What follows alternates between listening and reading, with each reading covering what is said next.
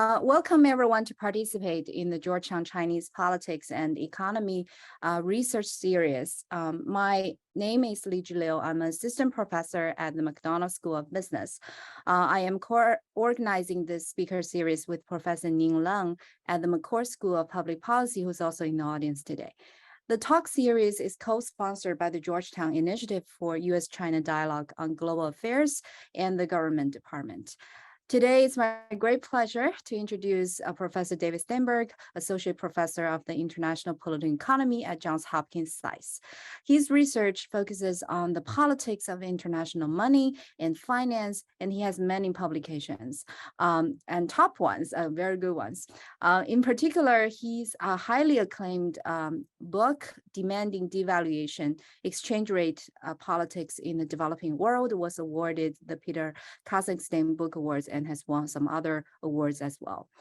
Today, Professor Steinberg is going to present his paper on the domestic political consequences of global economic expansion in rising powers such as China. And he will present about 40 minutes and save the rest of the time for Q&A. So if you have a clarification questions, feel free to raise your hand and ask. But if you have a longer and substantive question, please save it to the Q&A after the presentation. So without further ado, let's welcome David to present his research. Thank you so much for being here. Oh, thank you so much for having me, and thanks to everyone for coming out to be here today. So let me, I'll pull up my slides, if that's all right. So I know this is co-authored work with Yeling Tan, who I think some of you may know. I was told she gave a talk in the speaker series earlier this year, or maybe it was last year, and then as well Dan McDowell from Syracuse. So, this is kind of a paper at the sort of intersection of China and international relations. We are sort of motivated by sort of a broader historical trends in which rising powers have generally sought to expand their role in global economic governance, and of course China is no exception to this, right? And there's many examples of China sort of seeking to play a larger role on the global economic stage. Of course, the Belt and Road Initiative, so the flagship program. There's funding for development finance that has expanded from China in recent years, the AIB being one obvious example, but also increased contributions to the IMF and World Bank and other development banks. China's gone, historically from being a recipient of foreign aid to a provider of foreign aid. And one part of that we'll look at here is a recent manifestation of that, which is a provider of vaccine aid during the COVID-19 pandemic. And these are just some of the examples. I could go on, the efforts to internationalize the use of the renminbi would be another, for example. So we're sort of interested in China's expanding role. There's been a ton of work on thinking about the impacts for the international system, and also what is driving China's desire to expand its role in the global economy. What we're trying to do in this paper is add to, I think, an area that's been less appreciated, is to try and show that China's efforts to become more prominent on the global economic stage also has domestic political implications. And so again, we're trying to sort of build up some theorizing and make an empirical contribution to understand how that works. And so what we're doing in this paper is trying to understand how China's efforts, its quest for global economic influences domestic politics. And in particular, what we want to look at is how does it affect mass public support for the incumbent regime and China's Communist Party in particular. We have I think, fairly straightforward set of intuitions here, which we sort of summarize in kind of two main hypotheses, which I'll lay out here, and then I'll tell you a little bit more about the sort of underlying intuition. So the basic idea here is we would think, part of the motivation, if you want to sort of think, why is China doing this? Well, part of the reason might be that there is sort of expectations on the part of Chinese citizens that the government should be doing this, and therefore, if they're successful, if the Chinese government is successful in expanding China's influence and people are sort of aware of this rising prominence on the world stage, that this will provide domestic political dividends for the incumbent regime. And in other words, to the extent that there is beliefs that China has grown its presence on the global economic stage, there will be increase in public support for China's central government.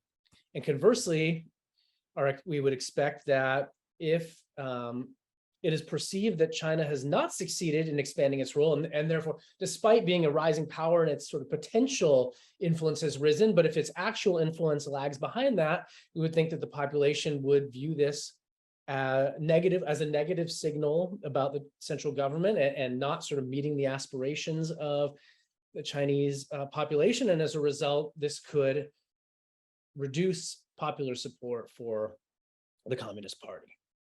So I think the basic idea here is fairly simple, but let me elaborate on sort of two different kind of mechanisms why we think the population would care about whether China has been successful in, the government has been successful in expanding the sort of country's presence on the global economic stage. So one is because this is about sort of global economic expansion, we might think that that China's role in the world economy and its influence over the global economy and global economic governance might tell you something about China's future economic prospects. And to the extent that China is expanding its role in the world economy, the population might say, okay, this is really good for Chinese economy, and we're going to be more optimistic. In a sense, your prospective economic evaluations might improve because you're seeing this as a positive signal. And to the extent, and we sort of know that in general, when people are optimistic about the economy, this is usually good for incumbent support. And there's evidence suggesting, in fact, that when the population is more optimistic about the economy, both in democracies and authoritarian regimes, this tends to boost support for the incumbent. So I think that second link there is pretty straightforward. Let me elaborate a little more on why we think that the success or failure in a country's, particularly in the context of a rising power and expanding the global economic influence, would affect your prospective economic evaluations. So one would be, as I sort of hinted at before, if you see that your country has gone from being a recipient of aid or recipient of development finance to a provider of this just might sort of make you think, okay, we've moved up a rung in the ladder, we're going to continue to progress. And as a result, we would think that the economy is going to continue to improve. Likewise, when we might think about, initiatives like the Belt and Road or trade and infrastructure initiatives, if a lot of people are joining into these Chinese-led initiatives, again, this might think that business opportunities are going to expand and there's just more sort of growth opportunities for the country. And as a result, people should be more optimistic that, again, China's economy is going to continue to grow as these market opportunities expand. And conversely, if we think that, for example, China has not been successful in providing aid, or it hasn't been successful in getting people to sign on to these trade and infrastructure initiatives, this would lead to sort of more pessimism about what the economy would look like. We'd think there's less market opportunities, and as a result, this could have spillover effects for incumbent improvement.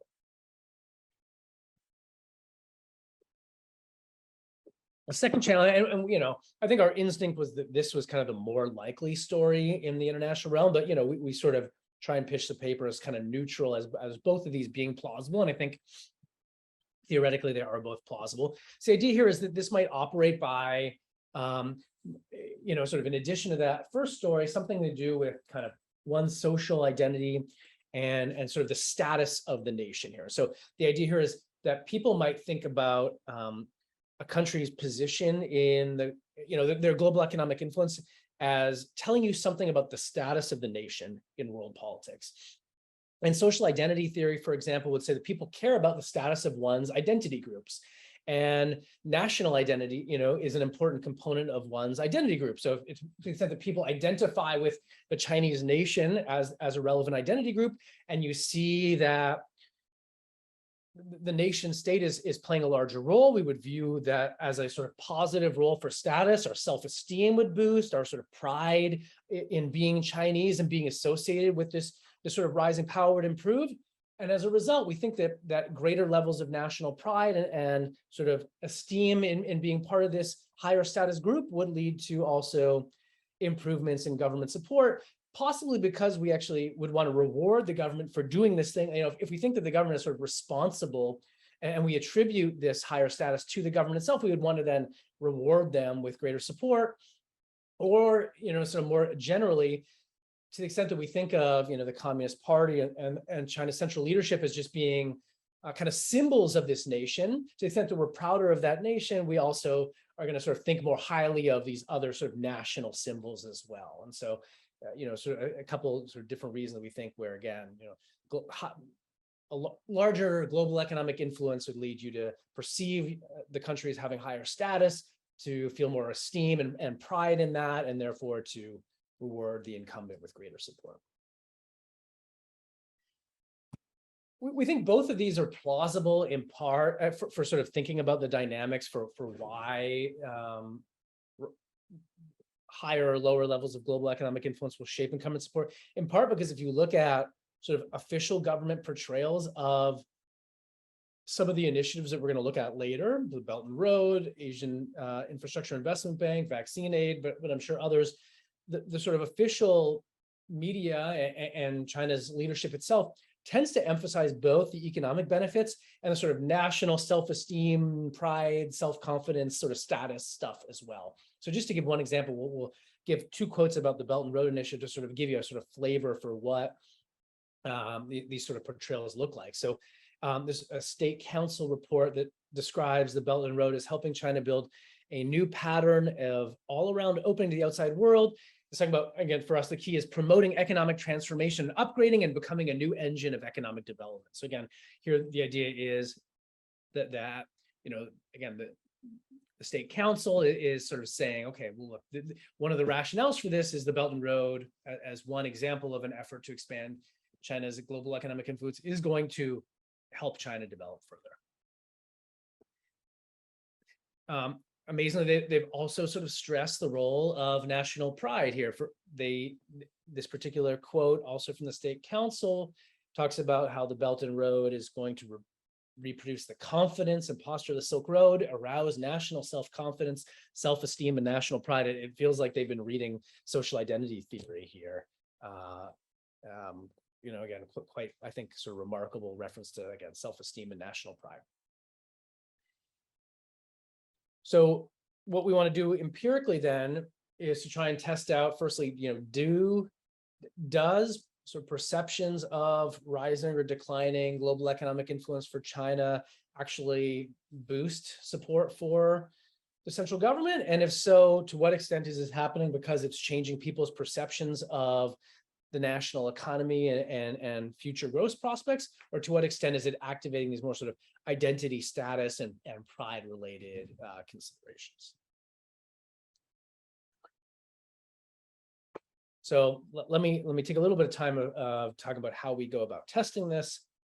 The basic gist is we conducted a series of survey experiments in China.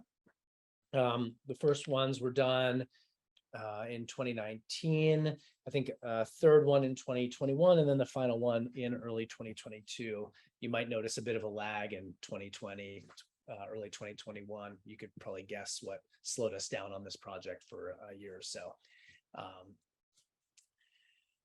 These are, it's worth mentioning, these are surveys that the samples were recruited using a crowdsourcing platform in China that sort of operates in a similar fashion to Amazon's Mechanical Turk, for those familiar. So in a sense, we pay this vendor who then pays a small amount of money to respondents that they recruit that are sort of in their panel to fill out our survey.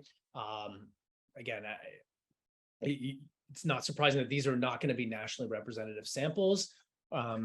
They are very much skewed towards a younger, more affluent population. Happy to talk later about the extent to which we think that matters. Our sort of impression from supplemental analyses is that affluent or younger people do not seem to respond very differently to our treatments than others. So we're sort of cautiously optimistic that our results would apply to other segments of the population, but that is certainly a limitation, which we'll sort of justify on the basis of the cost effectiveness of this option.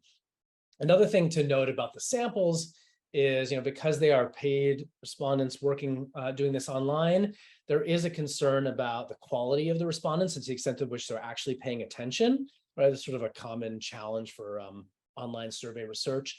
So one thing that we do in these for our sort of main set of results that I'll show you is we have thrown out respondents that click through the survey in an implausibly fast amount of time where we think there's just no way they could have been paying attention.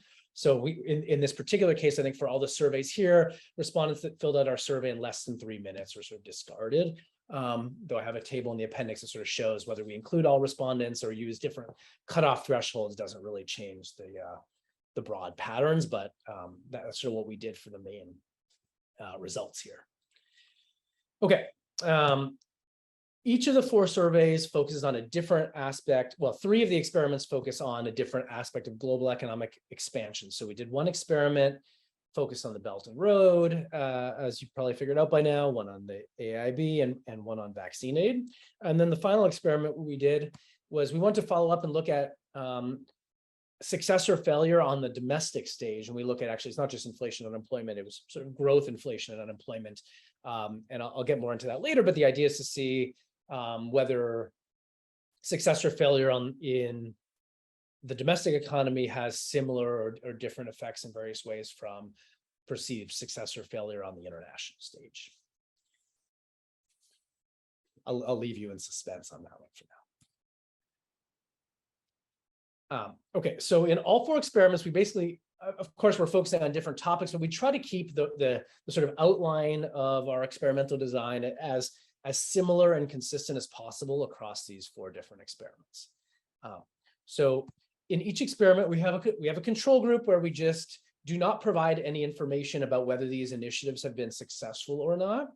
And then we have a second group that is provided with information that portrays China's efforts to expand with the Belt and Road, with the Asian Infrastructure Investment Bank, with vaccine aid, as sort of achieving their objectives. And then we have a third group where we provide information implying that the efforts to try and expand China's role has not been as successful as has been intended. Now, the other thing I want to stress here is the information contained in both the successful expansion and failed expansion treatments are factually correct. It is differences in emphasis, right? So it's sort of like in the first one, we're kind of making this like a glass half full story. And the second one, we're, sort of selectively picking facts to make this a sort of glass half empty story. So it's sort of differences in emphases, but all parts are factually correct.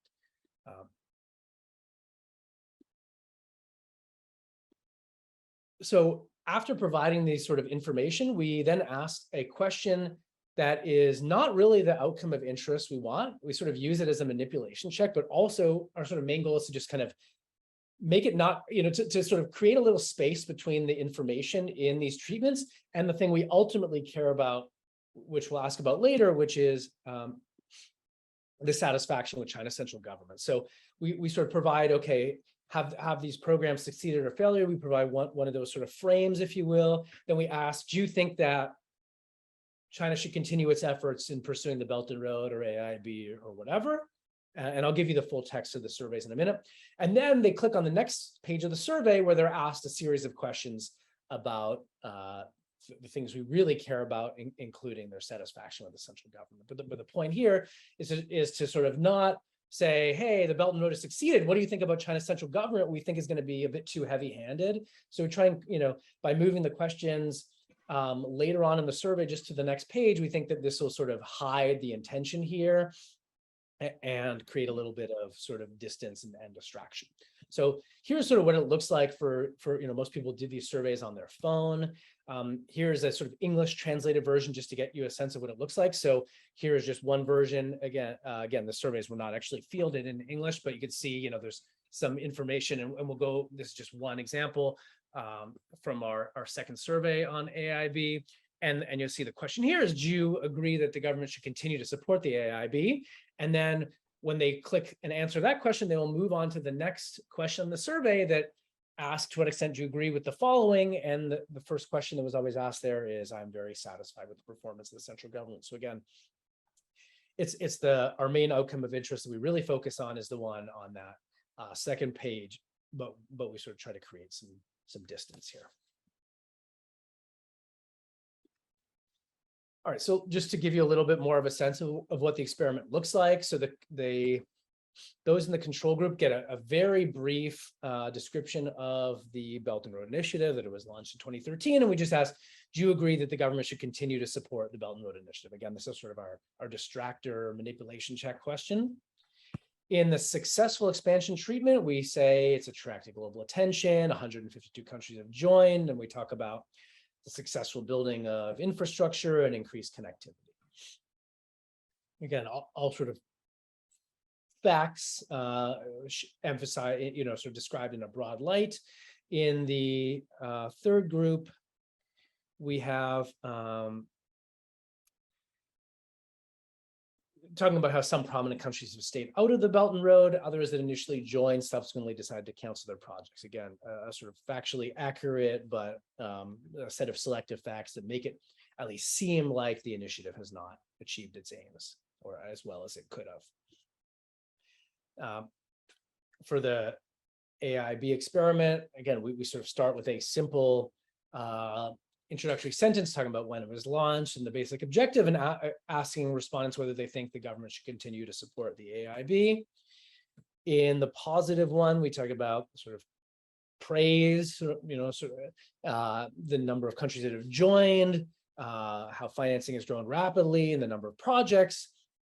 And the other one, we talk about how, again, prominent countries have not joined it, and how the number of projects that are financed is well below initial expectations. The final experiment on vaccine aid, again, starts by just saying the government has been offering Chinese-made vaccines as aid to other countries, and asks whether, the first question is whether China should continue providing this vaccine aid. In the sort of more positive informational treatment, talk about how they've met international standards and efficacy levels, and talk about how 53 developing countries are receiving Chinese vaccine aid. So again, making it seem like China's become a pretty successful provider of this particular type of aid.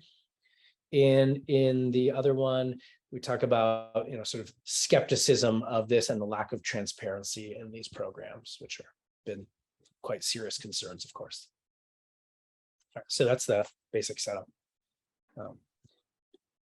I guess maybe before I move on, I've probably had a lot of content. So if there is questions, I'm happy to pause for a second if anything isn't clear. If not, I'll just get to the basic results then. Okay, so the first thing we want to do is just, here the outcome of interest is the answers to the first question that we saw about.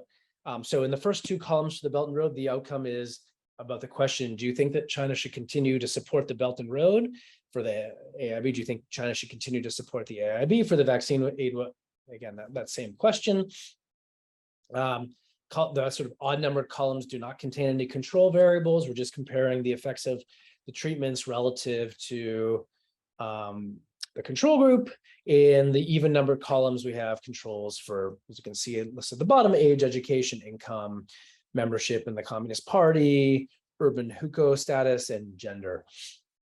The first thing I'll note is not actually the highlighted text, but just like the constant term in the odd numbered columns tells you like what is the, on a 0 to 10 scale, where 10 means you really think the government should continue with these programs. You can see that the mean in these control groups is like 8.6, 7.3, 7.6. So pretty high on, well above the 5, which would be a neutral value. So, I think consistent with the basic intuition here that, succeeding in these programs is going to be good. People like these programs. They think that, China should be doing the Belt and Road, the AIB vaccine. So people want, we sort of view this as kind of indirect evidence that without any information one way or the other, people think that China should be pursuing or continuing to pursue these programs.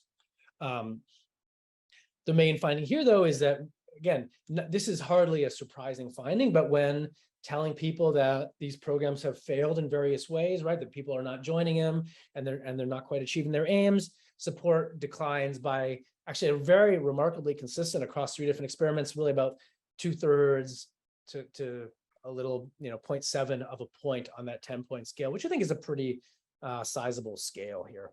And that is sort of consistent across all 3 experiments and with or without controls. The successful expansion treatment So in the absolute size of these effects, as you can see, is much smaller, at most about 0.2 of a point instead of 0.7 of a point. And it's not very consistent here. We think there might be two, I'm sure there's many things going on, but what do we think is two possible explanations here that are probably complementary? Is one is just there's sort of a ceiling effect going on, right? That when the mean is already around 7 or 8, there's kind of less room to move you even more supportive than there is to bring you down. So I think that could be part of the story.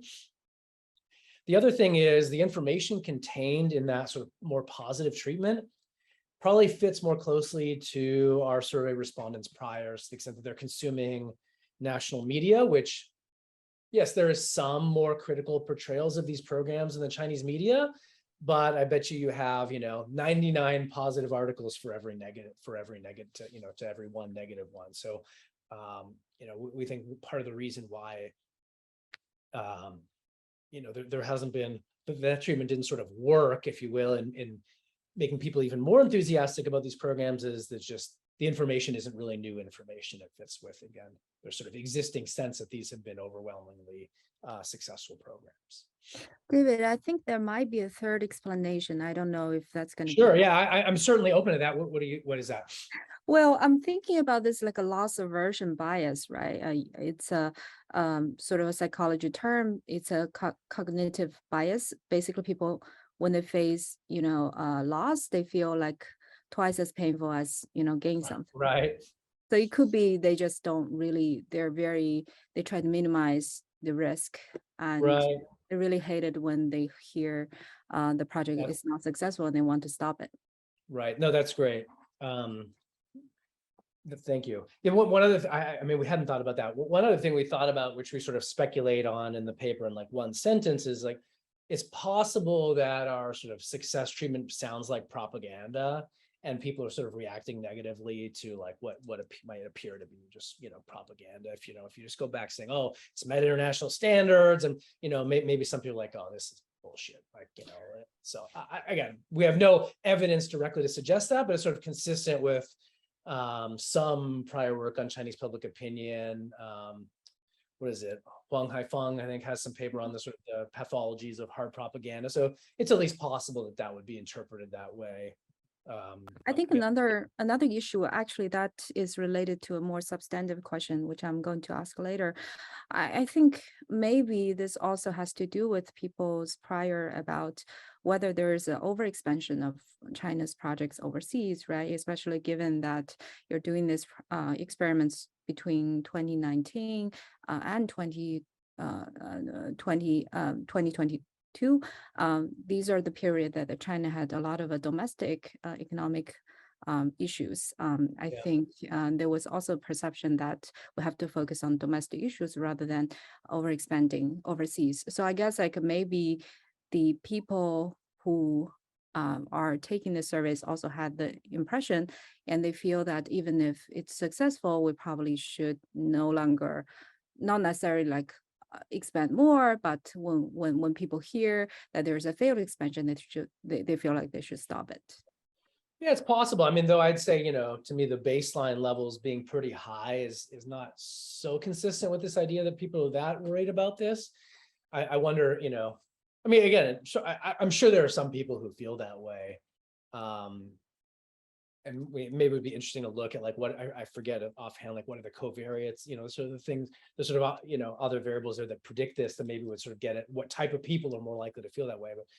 But my sort of impression, maybe for the AIB, it's a little lower there, but and maybe it's declined over time, like, in 20, it's probably, I would get, again, just sort of total guess that sentiment you're discussing has probably grown more prominent in the last 3-4 years than it was in 2019. Okay. So then the main show, this is sort of our, there's kind of one table takeaway here for the entire paper. This would be it. So again, firstly, so the outcome here is the question about support for China's central government, in which again, I think the question is, to what extent do you agree or disagree that you're very satisfied with China's central government? It's, as some of you may know, it's kind of hard to like ask a more pointed and direct question. The one we do is kind of been, used in other contexts, but you don't, you can't really ask an incumbent approval, the same way you might ask about, do you approve of Joe Biden's tenure in the United States in the Chinese context? So what we did is sort of the closest we can get, and that others have gotten. And indeed, it's gotten a little harder to get these questions through the censors than it was in 2019 anyhow, as you might imagine, but we can get to that issue later. As you can see, sort of consistent also with other work that is asked about support for the Communist Party, or sort of satisfaction, trust in them. The numbers are pretty high, like, around, 7.5 to 8.5. If you look at the baseline in columns 1, 3, and 5, that's sort of constant term, right? Like 8, 7.7, 8.5. So, baseline levels of satisfaction are high. One question you might have is whether this is really high or whether it's exaggerated, whether there's some sort of preference falsification going on or misreporting. I'm happy to talk more about that later. We tend to think that these are sincere answers based on kind of some other checks we've done. But I can sort of return to that later, in part based on the checks we've done, in part because they sort of line up with what others have done as well.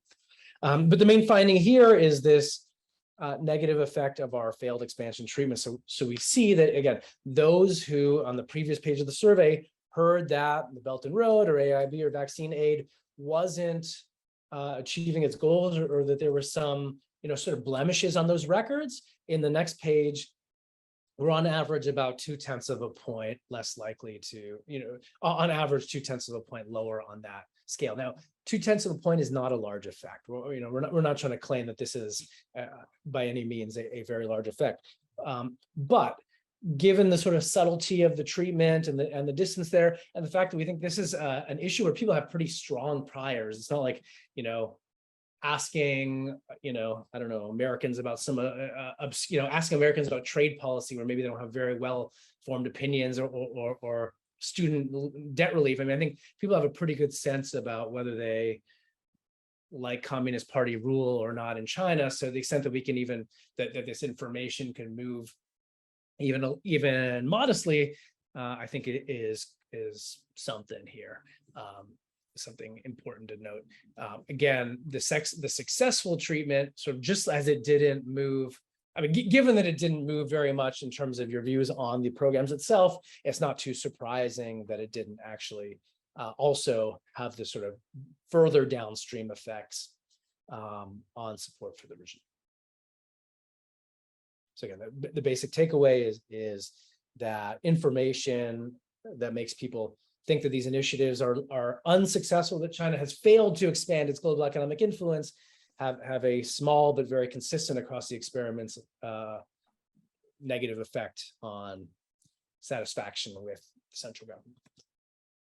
Okay.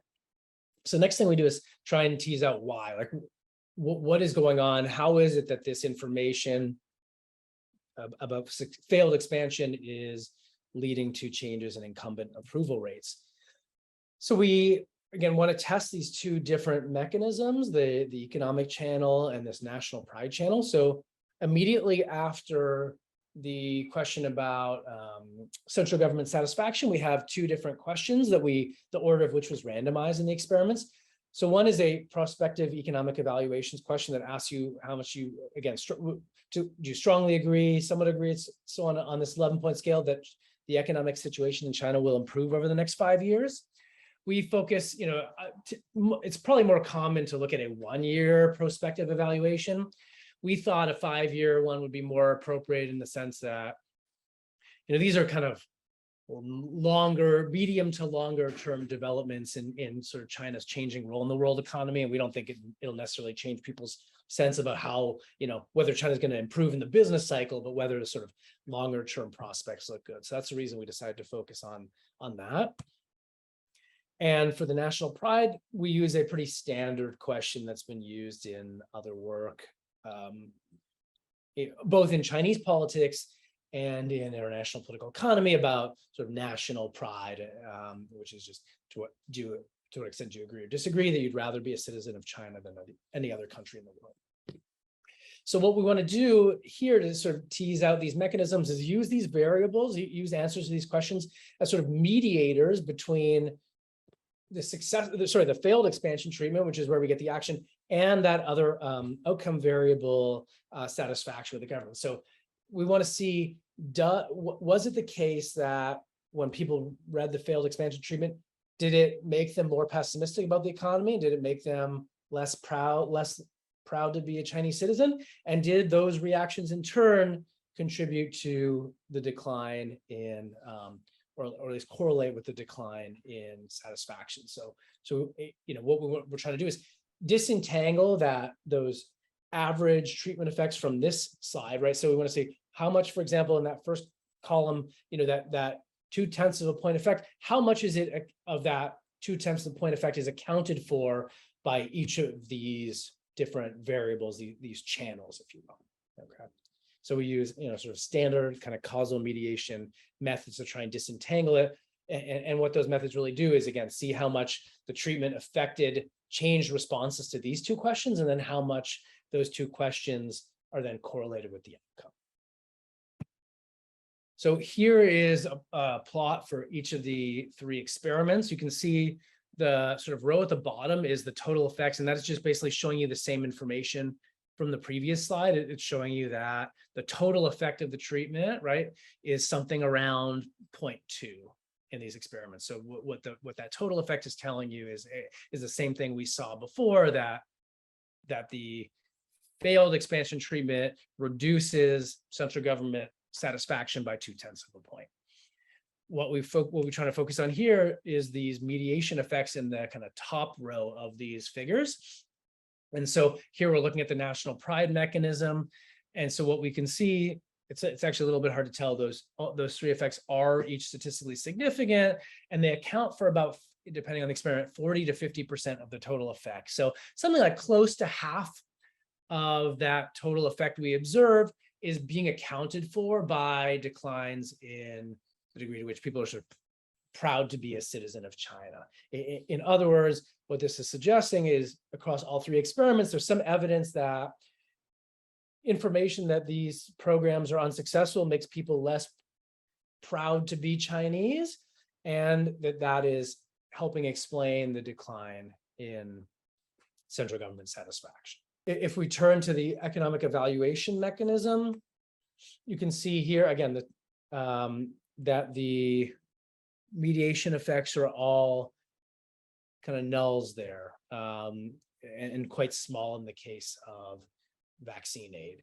So there's really no evidence, and I think if we dig more deeply, what we do see is that the treatments didn't actually have any effect on changing prospective economic evaluations. Adhering that the Belt and Road has not lived up to its potential, or vaccine aid, et cetera, didn't actually change your view about how the Chinese economy will do over the next 5 years.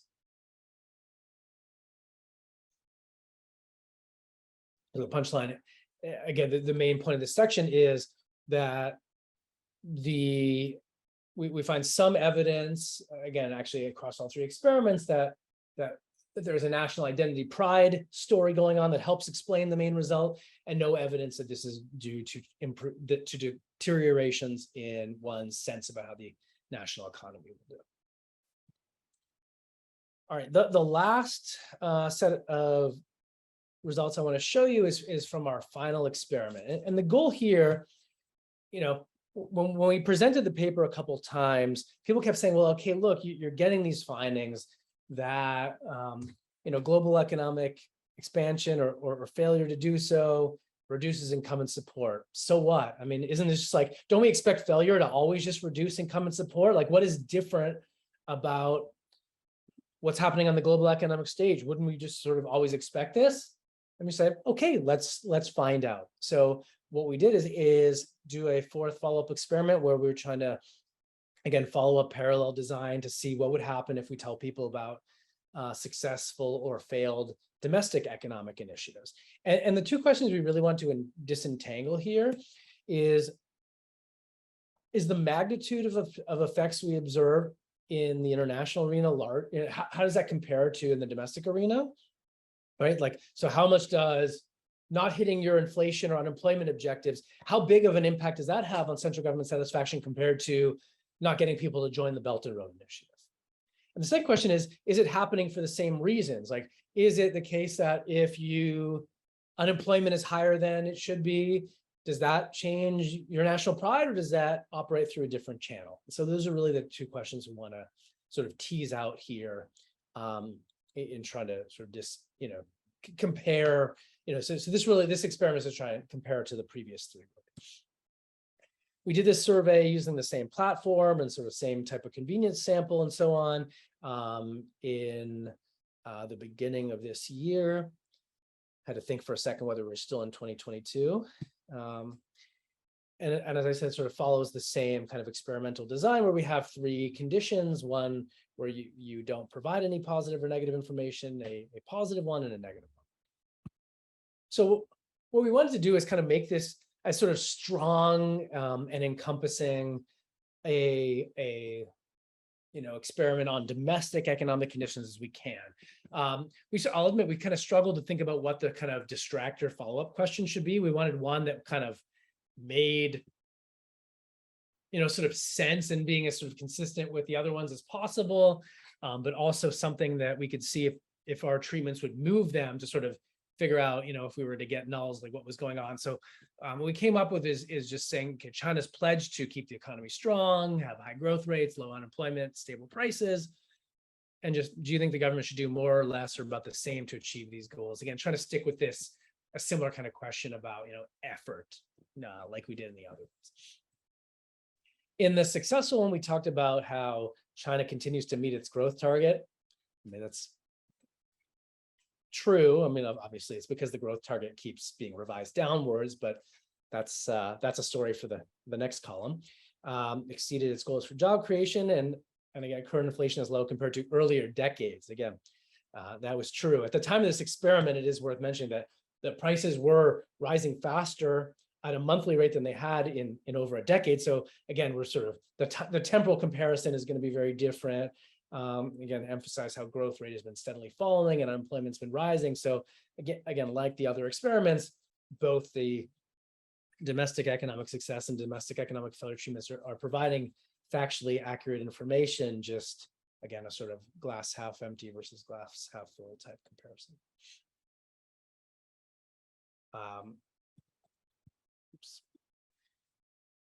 Here is the sort of main results, where again, the first column is model without any control variables. The second one includes the same set of covariates as the other one. So it's like age, education, hukou status, party membership. I might be forgetting one or two. And here what we see is that this failure treatment reduces support or satisfaction with the central government. So again, same outcome question by, in this case, about 0.27. Recall that in the other experiments, the effect sizes were about 0.20 or 0.16. So the point estimate here is a little bit larger than the other one, which is kind of what we would expect. I mean, I would think people care more about the unemployment and growth rates than they do about other countries signing on to, the AIIB. And indeed, again, the effects are a little bit larger, though it's worth mentioning that the effect size here is not statistically distinguishable from those in the other ones. So we can't sort of confidently say that this effect is larger than the other ones. Again, the point estimates are larger, slightly larger than the Belt and Road Initiative, somewhat larger than the other two, even if we can't quite reject the null that they're indistinguishable from one another. But Mike, I'm sort of comfortable saying they seem to be at least a bit larger. So to the extent that like our skeptics say, okay, well then, you're just talking about a generic failure. What, you could study any issue, it doesn't matter, right? But here I think is kind of maybe my favorite finding from the whole paper, or one of them. And the punchline here is that the mechanisms, or at least the mechanism in this domestic economic experiment, looks very different than the one in the previous ones. And so in the left-hand column here, we're looking at the extent to which our same national pride question mediates this relationship, right? To the extent that, bad unemployment, inflation, and growth performance change national pride, and that's what drives down support for the Communist Party. And we see that national pride has basically a zero mediation effect. And that was the thing that was mediating all three previous experiments. Whereas it was the same economic prospects question about, again, how do you think the Chinese economy will do over the next 5 years? And that one came up with nulls across the board in the previous three experiments. And here we see that what seems to be going on when people think that growth and unemployment are not doing well, it leads people to be more pessimistic about their future economic prospects. And that is what helps explain the decline, or at least one thing that is helping contribute to this decline in central government satisfaction. So again, effect sizes are not that different, though a little bit larger when we see that domestic economic performance is poor. But the channels through which this is operating seem very different in this experiment than in our three ones focused on overseas economic initiatives. Let me quickly summarize here. So the basic punchline is that there's evidence that these foreign economic initiatives matter for support for China's incumbent government, and in particular that failed efforts to expand China's global economic influence can reduce citizens' sort of mass popular support for China's central government. We also find evidence that this is driven, at least in part, by a sort of national identity consideration, a sort of decline in national pride that accounts for why information about failed expansion reduces central government support. And again, those first two bullet points are consistent across our three different experiments from different time periods, from different economic initiatives, but it differs quite a bit from the domestic economic experiment where again, the effect sizes are not all that different, but we find evidence that it's working through a different channel. Now, we're not trying to say that economic prospects can never matter in these overseas initiatives, or that national pride is not going to matter at the domestic level, but there do seem to be, at least on the basis of our evidence, some different tendencies that when it's operating on the international stage, people seem more likely to view this through a sort of status and national pride lens, and less likely to do so when it's a sort of domestic, sort of purely domestic performance. Some broader contributions here is to try and think about the domestic political stakes of China's economic statecraft, if you will. We think that while there's obvious, political and sort of geopolitical rewards and motivations for this, it's important to also account for the possibility that if China doesn't succeed in its economic statecraft, that there are risks involved, sort of political risks in terms of its popularity at home that have probably been understated or overlooked. Also suggests that to the extent that we think that performance legitimacy is an important thing, especially in non-democratic regimes that do not have legitimacy on the basis of popular elections, that the nature of performance legitimacy isn't just purely about social stability and growth in the same manner that maybe we used to think about it previously. And in this period of sort of China's rise and greater global engagements and ambitions, that performance legitimacy extends to the international level, and again, performance on the international stage is an important part of its performance legitimacy. Also trying to sort of show that there are two different channels through which performance in different areas might affect popularity of authoritarian regimes, and also trying to add to I think a growing literature on how the international economy can affect incumbent support, right? We've seen a bunch of papers on sort of, for example, trade shocks and sort of voting in democracies. I know Liz has done some work along these lines, for example. So one of our contributions here is to try and expand the set of international economic outcomes that are relevant beyond sort of trade and refugee flows, to think about, development finance and vaccine aid, and also to show that it can extend beyond sort of voting in developed democracies and can also affect the popularity of incumbent parties in other kind of political contexts, in this case, in sort of authoritarian regimes like China. So that's it. Thank you so much again, and I'm looking forward to hearing your thoughts and critical reactions to the paper. So thank you all so much for sticking with me. Thank you very much, David, for the very interesting paper. So if you have a question, please raise your hand. So you can find the raise your hand option in the reactions button at the bottom of your screen. So if you have a question, please raise your hand, or you can simply unmute yourself to ask a question. Okay, Tariq, please. Thank you for the nice presentation. My question is, do you think that these findings will have any effect on Chinese policies, domestic or international? Well, probably not, but not. I will say the only possible, I mean, almost certainly no. The only outside chance is that my co-author Yiling is a rock star, and now things that I write with her get picked up by Peterson and Bloomberg, and she's doing podcasts, so she might get the word out. If it were just up to me, there is zero chance. With her, there's like the tiniest fraction of a chance that she'll get the word out. But I'm sort of pretty pessimistic that any academic paper is gonna have any impact. But if anyone can do it, it's her. Thank you. I mean, I maybe I'm not answering your question quite how you wanted, but yeah, you're right. You should be right. Yeah, thank you. No, actually, if there is any takeaway from your research, I mean, in terms of policy implication for the Chinese government, it's probably that they should, better frame their failure, right?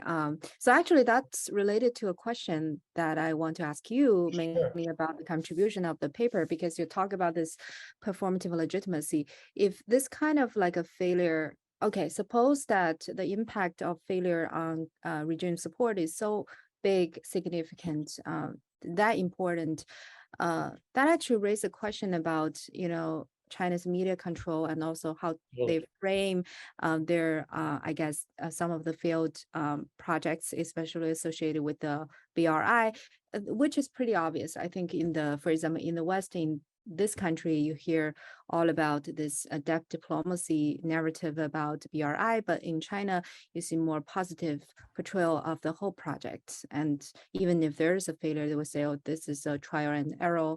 A trial and error phase. So I wonder, do you think this really posed a political risk to the Chinese regime? Yeah, it's such a great question. It's something like we have, struggled with thinking about this challenge, right? Because,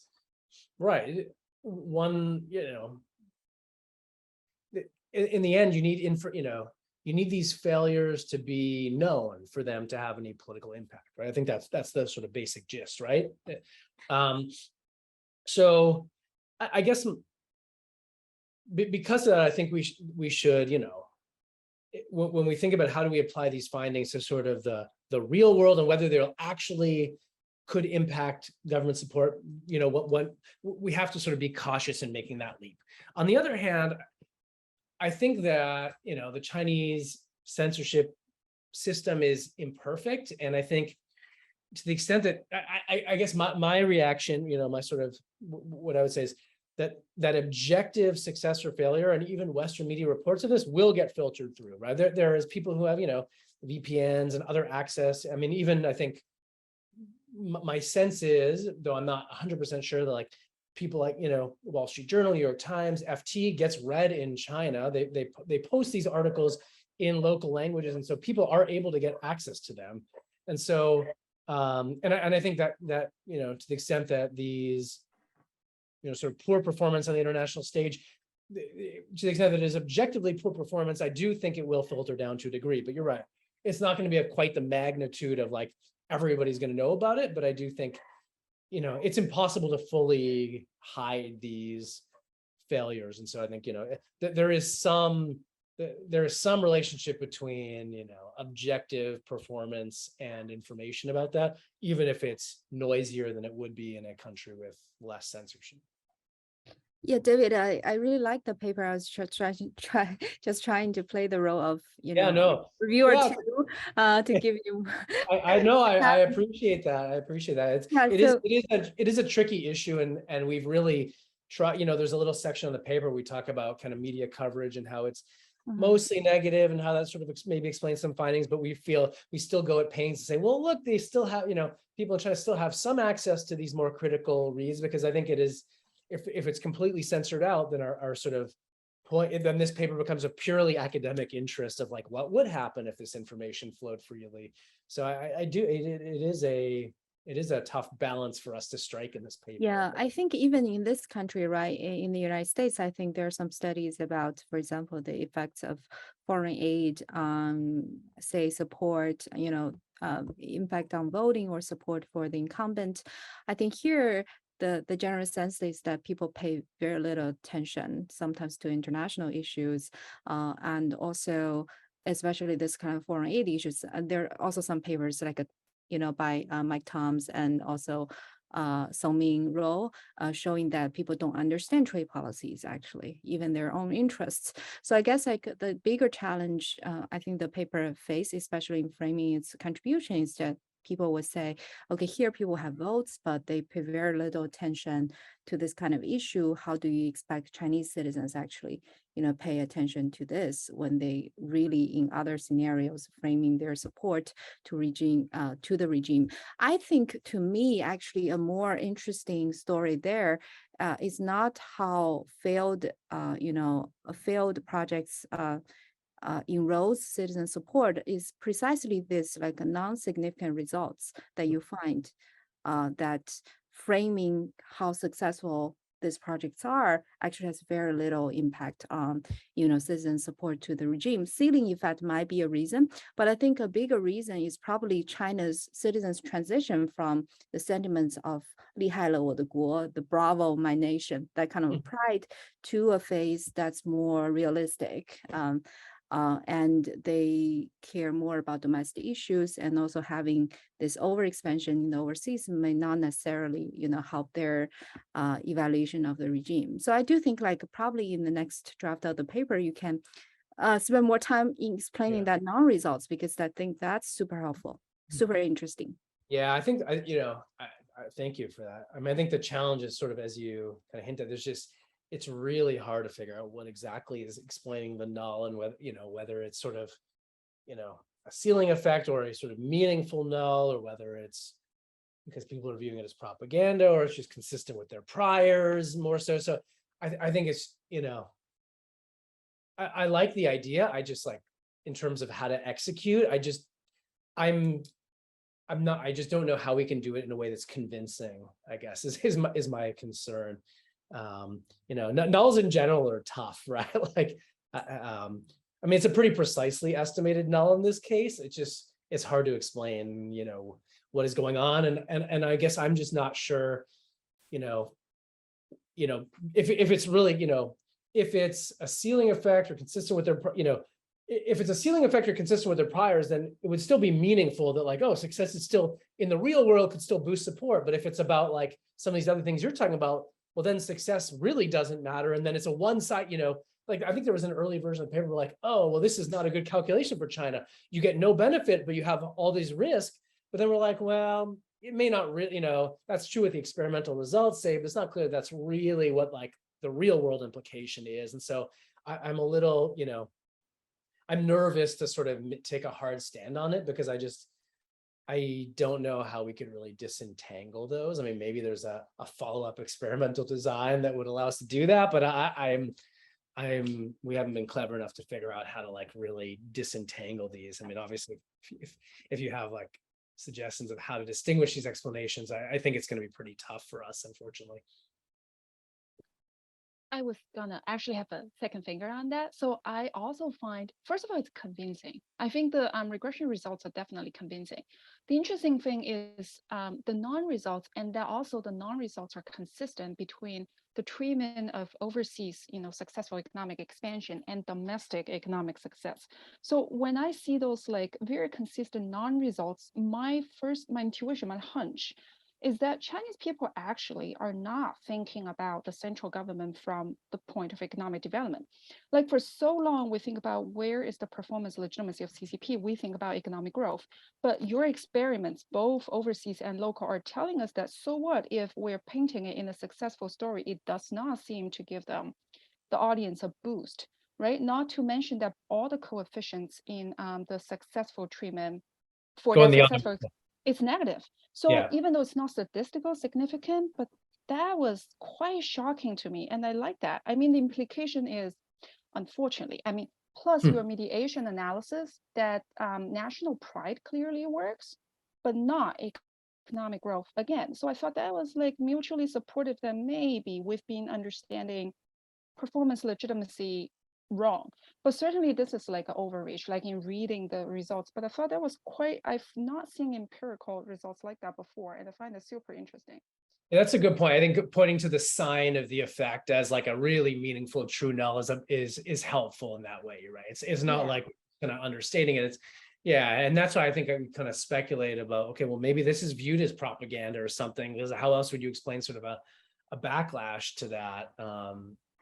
Yeah, so maybe it doesn't matter. Like from the Chinese state's point, I mean, sure, they wouldn't like that. Okay, if we frame our story's economic expansion as a failure, it certainly doesn't help from your research. But I mean, you can frame an overseas failure into a national pride thing. Like this is again, foreign countries take advantage of us. Like how they frame US-China conflict, for example, they can successfully turn any failure into a national pride story. But yeah, I don't know. It's just, I find it super interesting, the implications. Another thing I read from the results is that it doesn't seem to me propaganda works. So yeah, otherwise the successful expansion treatment shouldn't have negative coefficient. Right. Yeah, I think that's great. I mean, I appreciate your thoughts there, and sort of, especially I think when the two of you are sort of doubling down on this, it makes me think, this is worth at least, we can remain cautious about how our ability to interpret it, but I sort of like the idea of trying to play that up a little bit more. I think probably you can cite some of the recent studies, because most likely you will find that you frame people, if you tell people that there is a better economic prospects, normally they will have a better support, to the dream, but you actually find there's no results. I think it's quite interesting. Yeah, we do have a question in the chat box. So Austin, do you want to ask that questions? Or I can read it for you. Austin? Oh, okay. So Austin said he cannot unmute right now, so I'm going to read you the question. So Austin asked, there is a large degree of domestic discontent within the US that America spends too much money on overseas aid when it is struggling with domestic issues. Do you think that as Chinese economic growth slows and its aging population starts to strain, it's a social welfare program that will be having a similar discontent? Basically the treat. Yeah, but whether there'll be sort of I think the types of dynamics that Liz was just talking about sort of a sense of now we got to focus on the domestic domestic objectives rather than China's international standing or overseas aid. Gosh, I mean, trying to forecast this sort of thing is difficult. I mean, I guess my sort of assumption is that these programs remain quite popular at the moment in China, but maybe my finger isn't on the pulse as well as it should be. So I mean, I guess my sense, based on our data, is that these programs remain pretty popular. So my best guess is that I don't think you'll see major discontent. I mean, even in the US, I mean, I guess I'll quibble with the premise that there is a large degree of domestic content in the US about this. I mean, I don't think this is something that people in the US think all that much about.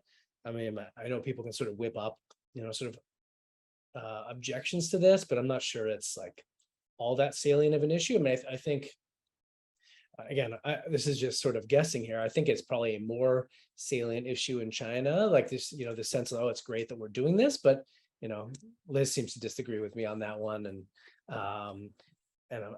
I'm basing this in large part on average levels of support in admittedly outdated surveys that are not nationally representative. So I should be careful about what I'm basing this on, but it's probably more data than we normally have to go on this.